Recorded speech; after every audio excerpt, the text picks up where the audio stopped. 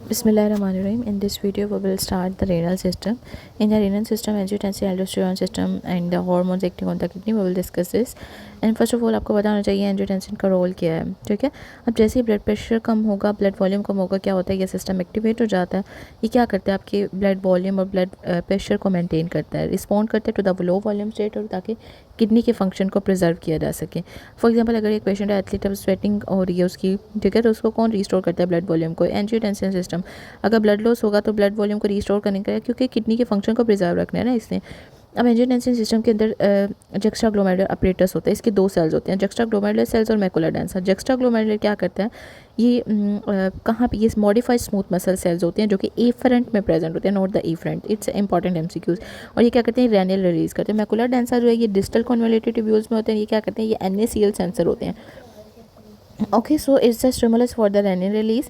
अब आपको पता होना चाहिए कि रीनल परफ्यूम प्रेशर जैसे डिक्रीज होगा तो क्या होगा है, एफरेंट आर्टरियोल्स के अंदर बेरोरिसेप्टर्स होते हैं, वो एक्टिवेट हो जाते हैं, ठीक है। फिर उसके बाद जक्स्ट्राग्लोमेरुलर सेल्स एक्टिवेट होंगे, वो रेनिन को रिलीज करेंगे। अब NaCl डिलीवरी जो है वो मैकुलर डेंसा मेडिसिटी में कम होगी तो क्या होगा, ये मोस्ट इंपॉर्टेंट इसका स्टिमुलेटर होता है। अब बीटा 1 रिसेप्टर स्टिमुलेटर जो है वो क्या करेंगे, रेनिन को रिलीज़ करवाते हैं, सिंपैथेटिक स्टिमुलस है ना।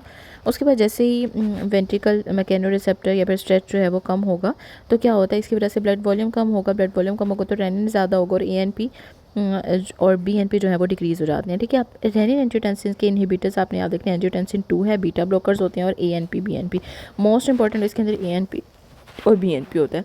अब रास का पाथ फिर देखिए आप इसमें, जैसे ब्लड वॉल्यूम कम हुआ, जक्स्ट्राग्लोमेरुलर सेल्स एक्टिवेट हुए, रेनिन रिलीज हुआ, ठीक है। अब इसने क्या करना होता है, एंजियोटेंसिनोजिन जो होता है ना, वो लीवर से रिलीज़ होता है, ठीक है।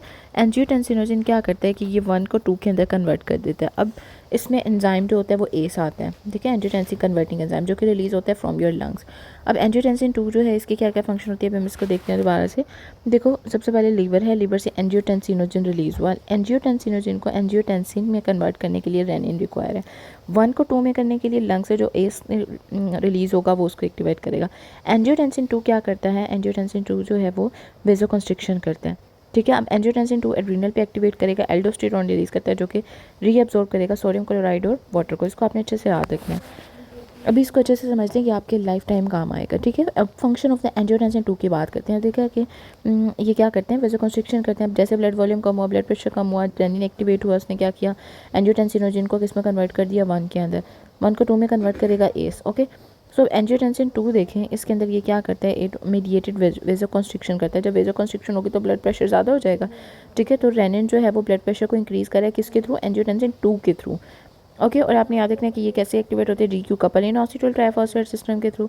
इसके बाद नेक्स्ट देखो, एल्डोस्टेरोन जो है वो कहाँ से रिलीज़ होता है, एड्रीनल ग्लैंड से, ठीक है। इसके अंदर ये सबसे पहले कहाँ पे, कलेक्टिंग ट्यूब्यूल्स पे, फिर DCT और फिर कलेक्टिंग डक्ट पे, ठीक है। पहले ट्यूब्यूल्स याद रख लो, कलेक्टिंग CD, और फिर उसके बाद कलेक्टिंग डक्ट है। उसके बाद इसमें ये क्या करता है, एल्डोस्टेरोन का क्या काम होता है, वाटर सोडियम की रीअब्जॉर्प्शन करवाता है ताकि ब्लड वॉल्यूम को इंक्रीज़ करे। इसके अलावा एंजियोटेंसिन 2 थर्ड सेंटर को स्टिमुलेट करवाते हैं, ADH पोस्टीरियर पिट्यूटरी से रिलीज़ होगा, ठीक है। इसका भी आपने याद रखना, पहले CD आएगा, फिर DCT और फिर CCT आता है, ठीक है। और ये वाटर की रीअब्जॉर्प्शन को ज़्यादा करते हैं, ब्लड वॉल्यूम को रेज करेगा। अब एंजियोटेंसिन रिसेप्टर 2 जो है वो क्या करता है, एफरेंट आर्टरियोल्स को कॉन्स्ट्रिक्ट करता है, ठीक है। फिल्ट्रेशन प्रेशर उसका DFR बढ़ा देगा, रीनल फंक्शन प्रिजर्व करना है despite the low volume, okay. So 1.5 litre blood loss हो गया है, जो GFR होगा वो रिटर्न्स टू द नॉर्मल, कैसे आएगा, किडनी फंक्शन रेस्ट के थ्रू, ओके। सो आपने याद रखना है, एंजियोटेंसिन 2 जो है वो क्या करता है, बेसिकली इंड्यूस वेजोकंस्ट्रिक्शन करवाते हैं, इफरेंट आर्टरियोल की इफरेंट की, नॉट एफरेंट, इफरेंट की क्या करेगा, वेजोकंस्ट्रिक्शन करवाएगा, जिसकी वजह से कैपिलरी का हाइपरटेंशन ज़्यादा हो जाएगा और इंक्रीज GFR। अब देखो, जो PCT होता है ना, ये क्या करता है, सोडियम और वाटर की अब ट्यूब्यूल्स की बात करते हैं ना, PCT सोडियम वाटर की रीअब्जॉर्प्शन करता है और बाइकार्ब की, ओके। अब नेक्स्ट देखो, फंक्शन ऑफ द एंजियोटेंसिन। अब एंजियोटेंसिन 2 का मैंने आपको बताया था क्या करता है ये, अगर तो एड्रीनल ग्लैंड पे एक्टिवेट करेगा, एल्डोस्टेरोन रिलीज करेगा, वेजोकंस्ट्रिक्शन करवाता है, ठीक है, पोस्टीरियर लोब से ADH की सेक्रेशन करवाता है, जो कि क्या करता है, कलेक्टिंग डक्ट के अंदर वाटर की रीअब्जॉर्प्शन करेगा, ओके। सो एल्डोस्टेरोन को अब देखते हैं। अभी तक हमने एंजियोटेंसिन 2 देखा, अब एल्डोस्टेरोन देखते हैं। एल्डोस्टेरोन एंजियोटेंसिन जो है वो एल्डोस्टेरोन पे एक्टिवेट करेगा, एड्रीनल कॉर्टेक्स, जोना ग्लोमेरुलोसा पे। इसके नेट इफेक्ट के अंदर क्या करता है, एल्डोस्टेरोन क्या करता है, अभी इधर ऊपर ही मैंने आपको बताया था कि एल्डोस्टेरोन ने बेसिकली सोडियम और वाटर की रीअब्जॉर्प्शन करनी है ना। अब इसमें देखो, सोडियम की रीअब्जॉर्प्शन और वाटर की रीअब्जॉर्प्शन करेगा, तो सोडियम का लेवल ब्लड में, सीरम में ज़्यादा हो जाएगा, ठीक है। और वाटर की भी रीअब्जॉर्प्शन करता है। इसके अलावा ये पीएच को ज़्यादा कर देगा, ठीक है, मेटाबॉलिक अल्कलोसिस की तरफ। सोडियम ज़्यादा होगा, हाइपरटेंशन हो सकती है। पोटेशियम को क्या करता है, एक्सीड करेगा तो हाइपोकैलेमिया होगा। ओके, अब इसमें देखो एंटीरियर पिट्यूटरी जो है वो उससे एसीटीएच रिलीज होगा, वो एड्रीनल ग्लैंड पे एक्टिवेट करेगा। एल्डोस्टेरोन रिलीज, एल्डोस्टेरोन क्या करेगा, सोडियम वाटर की रीअब्जॉर्प्शन करेगा, ठीक है। अब इसके अलावा हाँ, इसमें देखो सोडियम, अगर सोडियम की एब्जॉर्प्शन ज़्यादा होगी तो ब्लड वॉल्यूम ज़्यादा होगा, ठीक है। और इसमें क्या होगा कि पोटेशियम जो है एक्सक्रीट होगा, वो डिक्रीज़ हो जाएगा, और हाइड्रोजन भी इसमें एक्सक्रीट होता है। जब एक्सक्रीट होगा तो क्या होगा, पेशेंट में अल्कलोसिस होगी। पीएच का मुझे पीएच जो है वो पीएच मैंने आपको बताया था इसमें ज़्यादा हो जाएगी। पीएच का डायरेक्ट इनडायरेक्ट रिलेशन होता है ना हाइड्रोजन आयन से। अच्छा, आगे फिर इसमें स्टिमुलस देखो, रास जो है ये क्या करते हैं, एल्डोस्टेरोन रिलीज़ करवाते हैं ड्यू टू द, जैसे ही अगर सोडियम कम है या फिर ब्लड वॉल्यूम कम है तो क्या करेगा, एल्डोस्टेरोन रिलीज़ होगा। अगर तो पोटेशियम ज़्यादा है तो एल्डोस्टेरोन जो है वो एल्डोस्टेरोन ने एक्सक्रीट करवाना है ना, पोटेशियम ज़्यादा होगा तो एल्डोस्टेरोन क्या करेगा, उसको रिलीज़ करवाने के लिए एक्टिवेट हो जाएगा। एल्डोस्टेरोन जो है वो एक स्टेरॉइड हार्मोन है, लिपिड सोल्युबल होता है, ये इंट्रासेलुलर मैकेनिज्म न्यूक्लियर रिसेप्टर के थ्रू एक्ट करता है, ठीक है। अब इसमें भी आप देख सकते हो कि पोटेशियम जो है वो एड्रीनल कॉर्टेक्स में एल्डोस्टेरोन की सेक्रेशन में पोटेशियम की एक्सक्रीशन ज़्यादा होगी, ब्लड में कम होगा, ठीक है। नेगेटिव फीडबैक के थ्रू इसको ज़्यादा फिर किया जा सकता है। उसके बाद नेक्स्ट फिर देखो रिसेप्टर मैकेनिज्म और साइट ऑफ द एक्शन। इसमें देखो ये कहाँ पे एक्ट करता है, ये किसकी बात हो रही है, एल्डोस्टेरोन की, ठीक है। ये लेट डिस्टर कन्वर्टेड ट्यूब्यूल, ठीक है। इसके अलावा इसमें मैंने आपको ऊपर यहाँ पे क्या बताया था, इसमें मैं आपको सबसे पहले एल्डोस्टेरोन में देखो तो ये क्या करता है, कलेक्टिंग, फिर डिस्टल है, फिर कलेक्टिंग डक्ट है। अभी तक हमने ये रास देखा, ठीक है। अब रास के अंदर देखो इसका रिसेप्टर मैकेनिज्म, इसका साइट ऑफ एक्शन, ये कहाँ, डिस्टल कन्वर्टेड ट्यूब्यूल आती हैं, ठीक है। फिर उसके बाद कलेक्टिंग ट्यूब्यूल आती हैं और फिर कलेक्टिंग डक्ट। पहले कलेक्टिंग ट्यूब्यूल्स हैं, फिर डीसीटी और फिर कलेक्टिंग डक्ट है, ठीक है। डिस्टल कन्वर्टेड ट्यूब्यूल हैं, फिर कॉर्टिकल कलेक्टिंग ट्यूब्यूल्स हैं, कलेक्टिंग डक्ट है। अब इसके ये किसकी बात हो रही है, एल्डोस्टेरोन की, ठीक है। अब ये इसके प्रिंसिपल सेल्स हैं, ठीक है। ये सोडियम की रीअब्जॉर्प्शन करवाते हैं और वाटर की एक्सक्रीशन करवाते हैं। इसके अंदर आपने ये याद रखना है कि ये क्या करते हैं, दोनों सोडियम और वाटर की रीअब्जॉर्प्शन करवाएंगे, ठीक हो गया। नेक्स्ट फिर देखो इसमें अगर सोडियम की रीअब्जॉर्प्शन होगी तो क्या होगा कि पोटेशियम की एक्सक्रीशन होगी और पोटेशियम जो है वो कम हो जाएगा, और हाइड्रोजन की भी एक्सक्रीशन होगी जिसकी वजह से पीएच ज़्यादा होगी। अब इसके फंक्शन क्या होते हैं कि ये रेगुलेट करते हैं टू द, एल्डोस्टेरोन क्या करता है, आपने याद रखना है कि ये सोडियम और वाटर की रीअब्जॉर्प्शन करवाता है।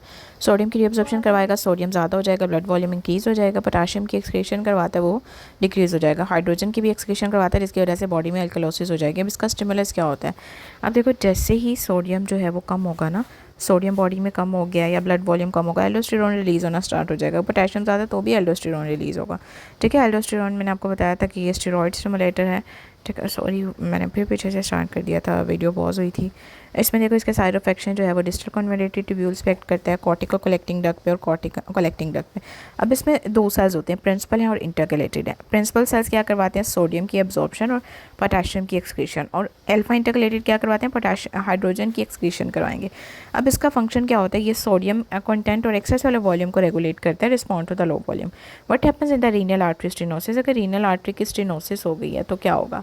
अब देखो पर रीनल स्टेनोसिस हो गया, परफ्यूजन प्रेशर कम हो गया, कम होगा तो क्या होगा, रेनिन जो है वो एक्टिवेट हो जाएगा। रेनिन एक्टिवेट होगा तो एल्डोस्टेरोन रिलीज़ होगा, उसने तो मेंटेन करना है ना वॉल्यूम को। सोडियम ज़्यादा होगा, पोटेशियम कम होगा और पीएच ज़्यादा हो जाएगी, ठीक है। अब हम नेक्स्ट हार्मोन देखेंगे, अभी एल्डोस्टेरोन देखा, अब एडीएच देखेंगे। एडीएच जो है वो पोस्टीरियर पिट्यूटरी से रिलीज़ होता है, ठीक है।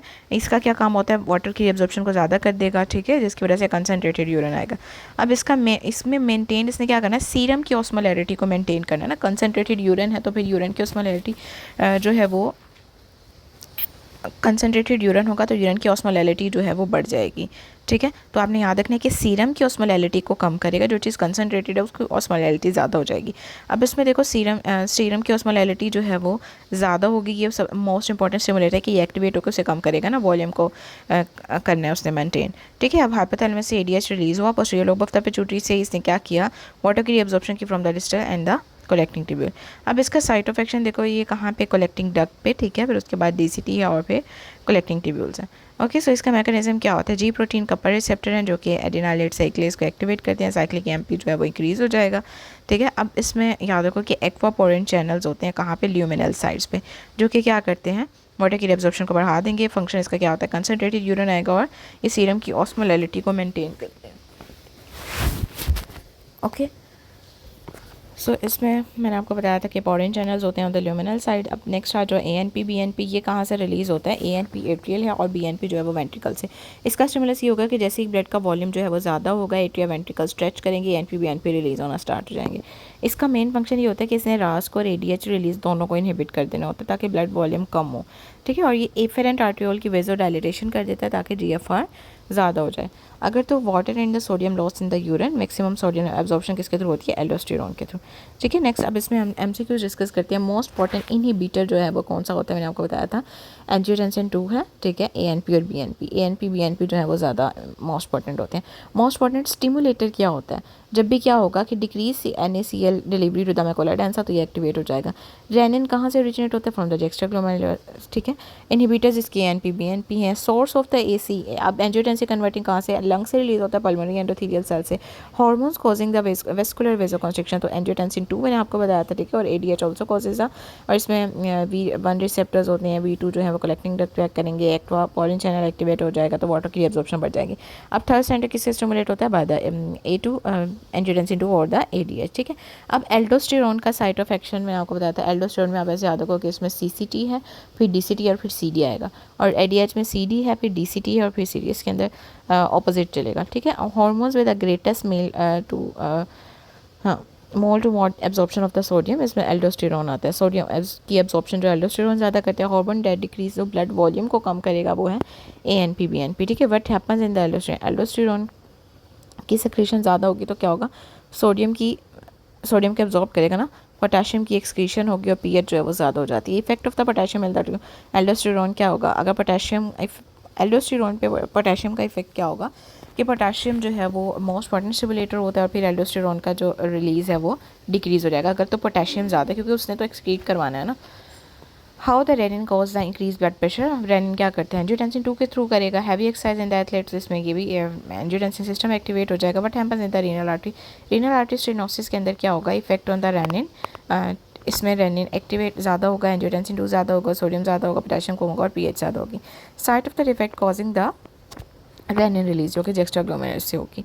Effect of the kidney denervation on the renal blood flow, अब रीनल ब्लड फ्लो पे किडनी की डीनर्वेशन का क्या इफेक्ट होता है। प्राइमरी विज द देखते हैं सेकेंडरी हाइपरएल्डोस्टेरोनिज्म में। प्राइमरी हाइपरएल्डोस्टेरोनिज्म के अंदर क्या होता है कि एल्डोस्टेरोन का लेवल जो है वो ज़्यादा हो जाता है और रेनिन कम होगा। एल्डोस्टेरोन ज़्यादा होगा तो आपने उसी के फंक्शंस को इन्हांस कर देना है ना। एल्डोस्टेरोन सोडियम की एब्जॉर्प्शन कराता है, ठीक है, वाटर की ब्लड वॉल्यूम रेज होगा और रेनिन जो है वो कम हो जाएगा। सेकेंडरी हाइपर में क्या होता है कि रेनिन ज़्यादा होता है, उसमें मैंने आपको बताया था प्राइमरी के अंदर एल्डोस्टेरोन, सेकेंडरी के अंदर रेनिन ज़्यादा होगा और एल्डोस्टेरोन दोनों ज़्यादा होंगे, ठीक है। अब cause of the increase aldosterone in the athlete, इसमें आप देखोगे अल्कोहलिक पेशेंट है, इसके अंदर क्या होगा कि रेनिन का रिलीज जो है वो बढ़ जाएगा, ठीक है। रेनिन एंजियोटेंसिन जो है एक्टिवेट होगा, इसे सेकेंडरी हाइपर एल्डोस्टेरोनिज्म भी कहेंगे। Effect of the sympathetic system on the रास, बीटा 1 जो है वो रेनिन को इन्हांस करेंगे, ठीक है, और एंजियोटेंसिन को कम करेंगे। Short term function of the aldosterone ये क्या करता है, सोडियम क्लोराइड की परमिबिलिटी को बढ़ा देते हैं, ठीक है। RTS में ब्लड लॉस होगा, फॉर एग्जांपल GFR कम हो जाएगा, ब्लड वॉल्यूम कम होगा, what will help in returning the GFR to the normal as the RAS. Okay, if you have any question you can ask me. Renal system को आपने एक topic cover कर लिया, मोस्ट इंपॉर्टेंट।